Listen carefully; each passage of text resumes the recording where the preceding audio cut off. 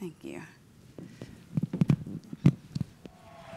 We got another one. It's a good day for the people of Lone Grove, Iowa, because 93-year-old Bob Williams has been handing out extra large-size Hershey's bar for nearly 2 decades just to make people smile.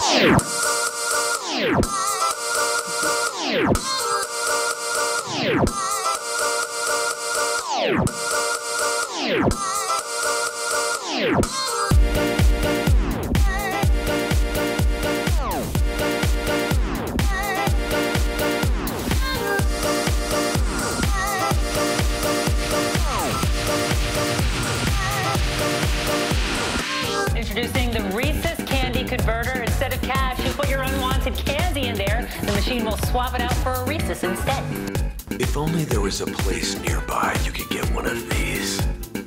Or these. Good thing they're sold literally everywhere business is done. I'm pretty sure you could buy them at a bank. Not sorry, Reese's.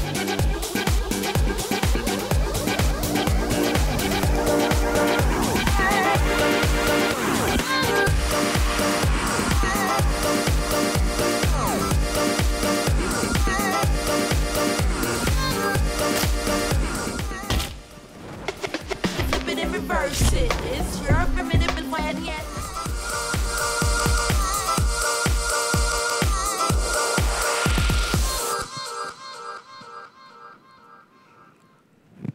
Good afternoon. Well, good afternoon. Good morning, everyone.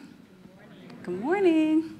So my name's Ashley Carlisle, and I lead audience activation and strategy for the Hershey Company, and I admittedly played our sizzle video for one reason and one reason only, and that is to get you Hershey hungry as we get into that really weird, awkward moment during the day in the morning when you're working, and it hits around 11 o'clock, so it isn't quite breakfast, and it's not lunch, but you're hungry. So lesson 1 in marketing 101, maintain top of mind awareness. So getting you ready to select that Hershey bar. But now that I've sort of teased your taste buds, right, a little bit, for the next 20 minutes, I want to tease your appetite for knowledge as I take you on a journey, a case study rather, of how Hershey's has unlocked this sort of sweet spot when it comes to audience planning and activation by drawing inspiration from those who I perceive to do it best when it comes to data, media, and activation, DTCs. So let's dive right in. So I'm proud to come here and stand before you today. I'm hailing from the sweetest place on earth. You'll see behind me there's a picture of our offices that 125 years ago, the story started with our founder who created the Hershey Company out of that factory. And that factory has been converted to our home offices today. So we are literally the sweetest place on earth. And here's why. Point number one, we're located literally on the corner of Cocoa Avenue and Chocolate Avenue. Point number 2, if that isn't sweet enough for you, the streets are lined with Hershey Kisses. Important point number 3, and I genuinely believe this is the best kept secret. Milton Hershey founded a school back in the 1900s, and today that school still exists, and it's for orphans. So apart from just being a serial entrepreneur, Milton Hershey was very benevolent, and he always thought about the future. And so this school today houses 2,000 children ranging from pre-K all the way to 18 years old, where 100% of their cultural and educational experiences are funded. And so you may ask, how are we able to do that? Well, when you leave here today, I want you to do one thing. Go out and purchase a Hershey bar, like a standard Hershey bar, and when you flip over to the back of it, you'll find the motto of every single employee that exists within the Hershey company. And that is everything that we do. We try to make sure that we're driving profitability, not just for the company, right? But we have a bigger purpose, a bigger meaning. And that is to make sure that the students continually receive education and funding for their cultural experiences. So you can feel a little bit better when you go and enjoy something from Hershey. So, corner of Chocolate Avenue, right, and Cocoa Avenue, greatness happens. And there's this number that sits there. Can anyone guess what this number is? Pop quiz. Want to make sure everyone's still awake this morning. Can anyone guess what the number is? Okay, no takers, no takers. Come on, be brave. The visitors, close. 14,000, well, it's 14,257 people live within the town of Hershey. And I checked this morning, there are over 2.5 million residents in Chicago. So just for sizing perspective. And I want to call that out because that's really special. About 2,000 Hershey employees work within the town of Hershey, right? The reason why this is special is because we may be small, but we're mighty. We create product that has the potential to go into 98% of homes in the United States. 98%. That is 1%. I have my RI team here today. That's 1% higher than that of toilet paper.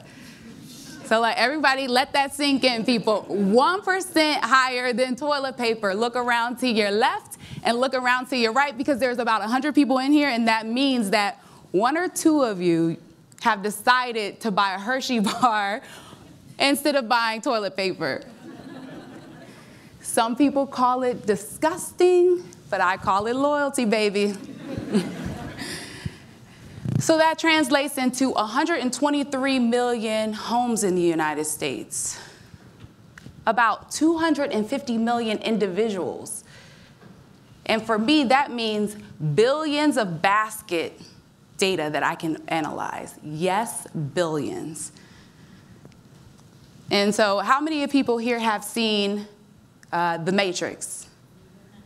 Okay, so I have probably about a 45% chance of landing this next one. The Matrix is one of my favorite movies of all time. And the main character, his name is Neo, and his job is kind of look in between the lines of data to institute or inspire change. And so, again, I lead audience activation strategy for all of our brands, and we have billions of basket data. So sometimes I can feel like I'm a bit like Neo in The Matrix, analyzing rows and rows of data. And with that said, because I'm a huge fan of movies, I binge watch Netflix, I binge watch Amazon, I'm an Amazon Prime member, I'm gonna take you on a journey of my own movie. And my story begins 2.5 years ago when I first landed this gig within Hershey. I've been with Hershey over 7 years, just about over 7 years. And I started in this role of media insights, activation, and strategy. And the first thing I did when I got to my seat, I said, hey, can I understand who we are targeting, for one of our platforms, for one of our brands?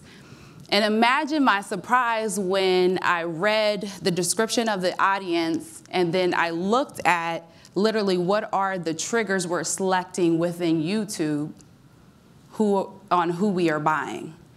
We had 2 different audiences for one brand. One brand, one brief, but fundamentally targeting 2 different audiences. And that wasn't a reflection on our agency. It certainly isn't a reflection on the YouTube team. but it was the way that we had organizationally structured, and I bet, Evan, you're familiar with this, is just like functional silos. You talked about how the marketplace is very blurred, right? But the way that we had organizationally aligned ourselves, because there's two different ways to buy audiences within Google, it landed us in a place where we had two different audiences. So, all right, people, it was decision time, and for those 45% of those people who know the Matrix, this is one of the most pivotal points in the storyline, right? And it's where Morpheus is sitting, Lawrence Fishburne is sitting in front of Neo, right? And he opens his palm, and he has two different pills in front of him. One of the pills is red, the other one's blue. And he says, hey, the blue pill, I like to parallel it to staying within the status quo. That I can offer that to you to continue down kind of this journey of maybe making marginal optimizations on your target, right? And then the red pill would be, hey, stay in Wonderland, understand how far this journey or the rabbit hole goes. And so you know what I chose, right? Hopefully you know what I chose. I chose the red pill. So I continually ask questions about, hey, what is the reason for differences in our audiences? How are we selecting them? What are the data sets that we're using to define who our audience is, and how can we get sharper? Because, hey, we are in CPG world, we don't own first-party data. So some quick fundamentals to get us grounded. I have two classifications. One is the DTC and one is the CPG, left and right. All right, since we won't get people to speak up, we'll do show of hands. All right, on the left-hand side, I guess, oh, this is kind of weird. The bullet point that says agile. How many of those people, I guess that would be the right-hand side, how many of those people believe that this is representative of CPG? Oh. How many people believe it's reflective of DTC? Okay, 100%, you guys passed your test. And so these are some of the grounding fundamentals. One of the things that I found being from CPG land was that, you know, and I have a long history and background in CPG, is that we're larger. We have these beautiful brands, they're rooted in history, but it does take time to organizationally align to what are we targeting? What are we doing? What's the implication of that? How do you analyze the business? That takes time. As opposed to a DTC, they're a little bit more agile. People are forced to know more about more. The second piece is, this is where the difference also comes in deeper, is that we loan the funnel, whereas others, right, own the funnel. But there's a common thread between the two of us. We have rich, rich, rich insights. The fragmentation that has occurred through the proliferation of data has just made things a little bit murkier. And Laura talked about this morning, how do we thrive in an arena of ambiguity? And so the proliferation of data causes that ambiguity, but if you're smart, you can kind of see the glitches in the matrix, right? And you can cut through all of that to make sense. What am I talking about? Let's go on a journey of kind of what are the key lessons I learned from DTCs. The first lesson or inspiration that I got from doing a lot of reading, talking to a couple, my frenemies, my cross-functional partners, are that they have this, the singularity, like there's an aligning viewpoint of who their target is. And one of the reasons why they're able to do that is because they're first-party data. But remember, we, as CPGers, we loan the funnel. So having a farm-to-table mindset, people are familiar with the Oscar Mayer, my bologna has a first name. If you're into farm-to-table, my chicken has a first name.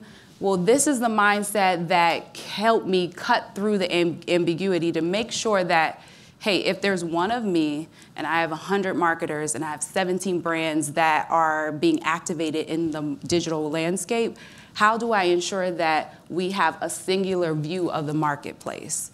So farm to table, what does that mean? We had to start in the beginning, and again, where I talked about the matrix, understanding kind of what were the challenges was a great place to start. And for us, everything begins and ends with the brief.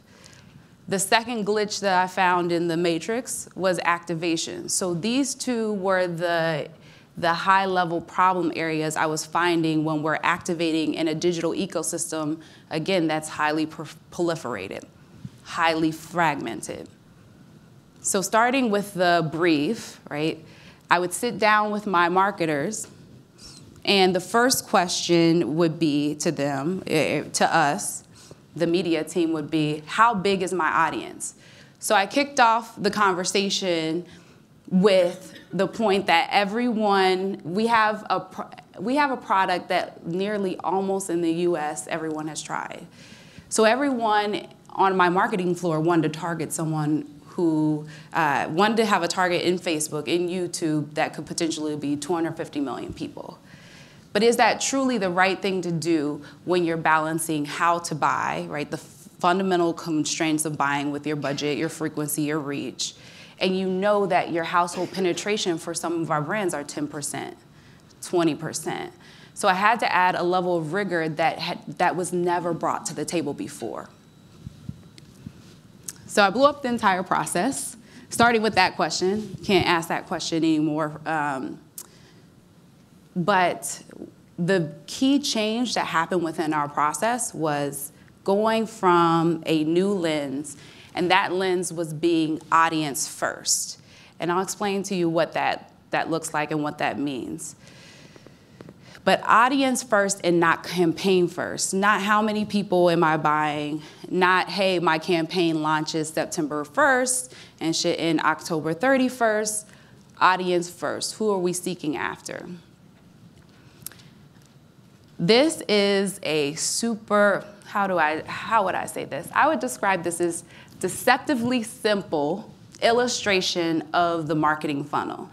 And for those of you who are not familiar with moments of truth, when I worked at Procter & Gamble, I was first introduced into this concept of moment of truth. And that would be every point along the funnel in which a consumer interacts with your brand. So today, I sit at the headquarter level and I buy audiences at the 0 moment of truth. That's the top of the funnel when someone first becomes aware of your consumer. And then you hopefully bring them all the way down to the first moment of truth, which is at shelf.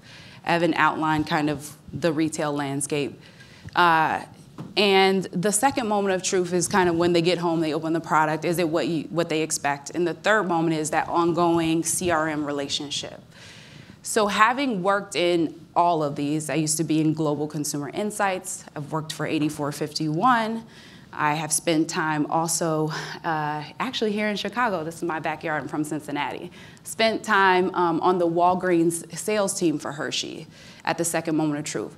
So what does that do for us? For me sitting in this seat, it opens the aperture on how we target and the data that we use to inform our target. Because for many of people who sit in CPG, you have these you have the funnel pictured, but they just look different, and we call them different. We call them supply chain. We call them consumer insights, right? Instead of calling them moment of truth. And data exists within all of those functions. So having worked kind of across those silos, I took a less siloed approach to media buying and called all of these data points together, because I said, you know what? All of these data points, all of these functions have to do with the consumer. It's just at a different chapter of the story. The shopper is the consumer, but you're meeting the shopper at a different chapter of the story. So why are we not bringing shopper data into the way that we buy media? Why are we not bringing consumer insights data in the way that we buy media? Why is that not built into the brief in a way that aligns to the way that we digitally connect with our audiences. So that's a part of like my journey after having worked the past 10 years in all of those functions. And the truth is, I take all of those data points, and I would love for it to look this way, but instead, my picture of the consumer actually looks like this. It's kind of like a Frankenstein approach of taking these data points that exist in silos at different points of the moment of truth, consumer moment of truth, and pulling together to say, okay, I know X% of sales comes from Walgreens, Walmart, et cetera, or I know X% of time is spent on the XYZ media channels. How do I pull that down so that when someone's actually buying media and audiences for my business, they're not misinterpreting a 2-line summary of who I believe my target is. I'll give you more examples soon. But this is what the new planning process looks like. Remember I said I blew up the process? Well, before, we started with the brief and we went all the way down to measurement. But when I saw the glitches in the system and I asked why, all roads led back to the brief. And to me, there needed to be a lens on who the consumer was before the brief was even written. And the lens needed to come from a cross-section of data that happens across all the moments of truth.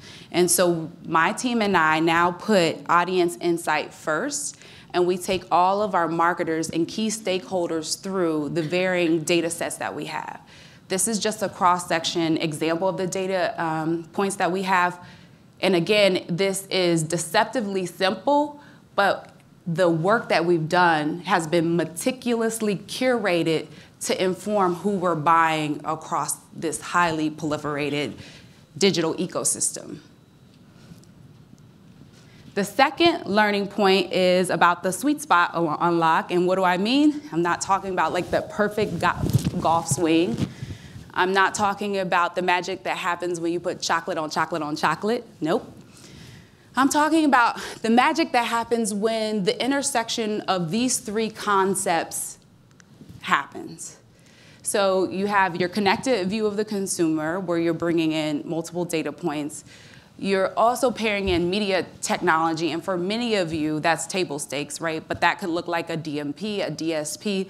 But there are some really great technologies out there for buying that enable you to get closer to your consumer and to more intimately know who they are. And we just recently had a change for us that helped us get sharper on how we target. And the last point, this is really critical. Real-time business insights. When I worked in sales, when I worked on the Walgreens team, our 8451, we knew the time of day that a consumer came in to buy their product. But that information or that knowledge, because it existed in a silo, it never translated over into the media process. And that is the most dynamic, most agile, competitive advantage that we have in our arsenal of products to get consumers to go and purchase. So what do I mean? Here's an example. This is an example of a map, and let's say we're looking at the scope of Hershey, Pennsylvania, which is where I'm hailing from. And supply chain knows on the hour, on the minute, how often inventory is selling. Seasons happens to be one of our critical points throughout the year. And so if I know exactly how much inventory I have on hand and say it's Halloween, what does that mean from a digital media perspective? That means if I knew that zip code 17111 has only sold through 20% of their inventory and we are 2 weeks out from Halloween, I can change the way that I'm buying and targeting my audience. So that's one example of how that, and here's a quick diagram of how it happens. In a DDC world, right, the infrastructure and the technology would talk to each other.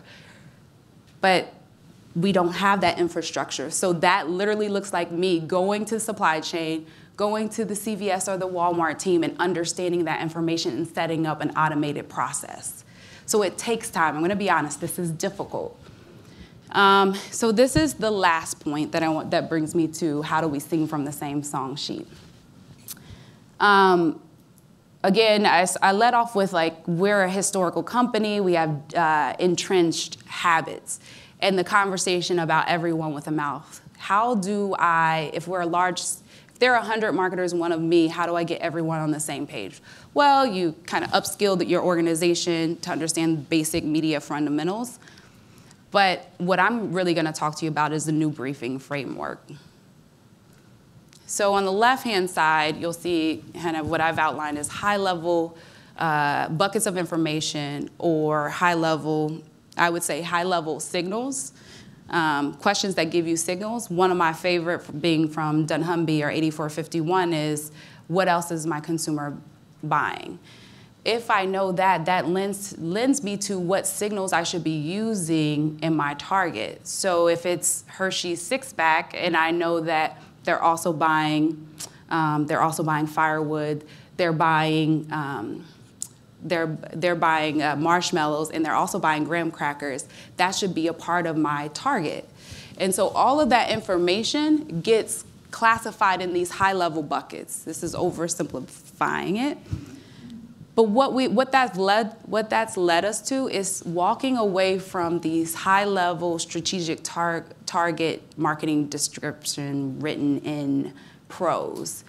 And it's translated into an Excel version for our media buyers, right? So now they understand no matter where I'm buying an audience, right? No matter what channel I'm buying an audience in, there's a level of uniformity. Because we understand that Facebook is different than YouTube. YouTube is different from, say, a Pandora. It's different from Twitter. But what are the different triggers that get me closer, one step closer to my audience, so that now we are all singing from the same song sheet? So in closing, how do you, if you're a CPG or if you're an agency partner, how do you get closer to the pin on who your audience is? The 4 principles is always look internally first. If you know that you want to have a singular view of your consumer, you have to understand what are the assets and data structures you have that would give you a competitive advantage in the marketplace. The second is seek for that source of truth. That's that farm-to-table mindset where everyone's singing from the same song sheet. I would also say balance scale and granularity, because you as a CPG have that competitive advantage, but there's granularity because, again, depending on your category size, you may have billions of data points at your fingertips. And the last piece is, after you've built that framework, is to really accelerate. You have to evangelize and mobilize and synchronize your entire organization. So thank you so much for your time. I hope this makes sense. Okay, we have time for 2 questions. All right, any questions?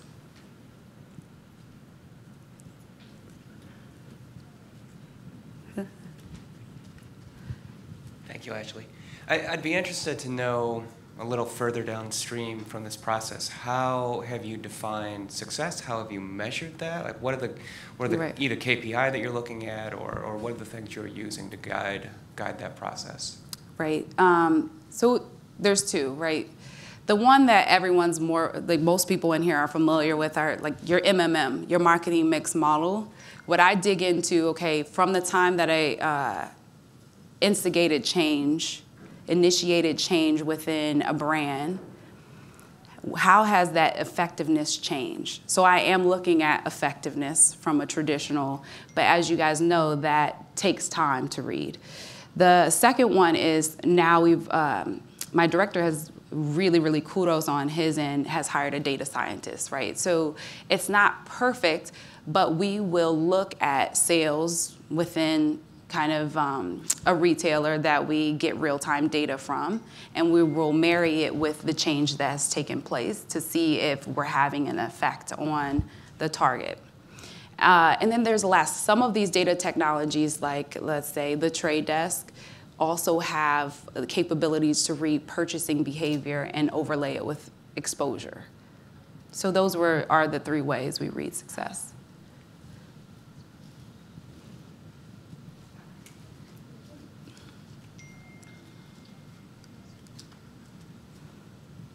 Thanks. So it's very, very interesting account of cultural change within a company as much as anything else. The example you gave at the end of the different media by the different brands struck me because all of the media were digital, which are usually associated a lot with activation and, of course, with the kind of targeting that we associate with D2C. But CPGs traditionally have relied a lot upon television, and you had that earlier in one of your more circular charts. So I'm wondering how you think about that. I mean, we don't really have fully targetable TV yet. How do you balance those? So television has always worked for us, right? But the consumer continues to change. There's different forms of television, like connected TV, right? I think it is a balance. So the data that I use does tend to lend itself to make a more efficient buy and more efficient targeting strategy in the digital ecosystem. I think one thing that we have leveraged it for TV, one example, there was a brand who was buying maybe 20 years younger than their core audience. They were over 60% of their sales was coming from a completely different buying demo. But we had never cut the data to that level of granularity to show that, hey, the bulk of your sales actually comes from this age cohort. But historically, because your strategic target has always been on a younger target, you've kind of been missing it. So we've used it that way, and some of the data points that we use come from like HomeScan and other points. So TV, not as much, but more heavily efficient on the digital buy. Any other? Okay. Thank you.